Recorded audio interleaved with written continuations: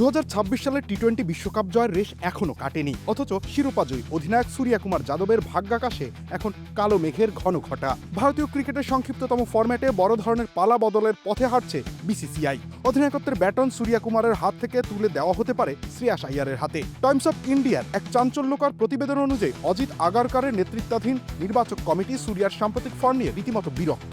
প্রতিবেদনটিতে দাবি করা হয়েছে বিসিসিআই এর ধৈর্যের বাঁধ ভেঙে গেছে। যদিও অধিনায়ক হিসেবে তার রেকর্ড ঈর্ষণীয়, কিন্তু একজন ব্যাটার হিসেবে সূর্যার বর্তমান দশা নির্বাচকদের কপালে চিন্তার ভাঁজ ফেলেছে। বিশেষ করে 2026-এর আইপিএলে মুম্বাই ইন্ডিয়ান্সের জার্সিতে 10 ম্যাচে মাত্র 195 রান করেছেন বিশ্বজয়ী এই অধিনায়ক। সূর্যার এই ফর্মহীনতার পেছনে কেবল মানসিক কারণ নয়, বরং শারীরিক অস্বস্তিও বড় ভূমিকা রাখছে বলে জানা গেছে। দীর্ঘদিনের কবজির ব্যথা, তীব্র যন্ত্রণা সয়েই তিনি মাঠে নামছেন, যার প্রতিফলন ঘটছে তার ব্যাটেও। পরিস্থিতি এমন এক পর্যায়ে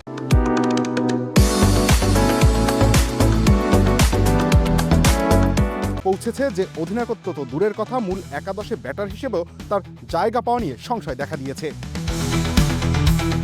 অন্যদিকে আইপিএলের 22 গজে শ্রেয়াস আইয়ারের পুনরুত্থান তাকে নির্বাচকদের চোখের মণি করে তুলেছে। পাঞ্জাব কিংসের নেতৃত্ব কাঁধে নিয়ে প্রথম 7টি ম্যাচের 6টিতেই জয় ছিনিয়ে এনেছেন তিনি। কেবল অধিনায়কত্ব নয়, 9 ইনিংসে 333 রান করে আবারও নিজের সামর্থ্যের প্রমাণ দিয়ে যাচ্ছেন।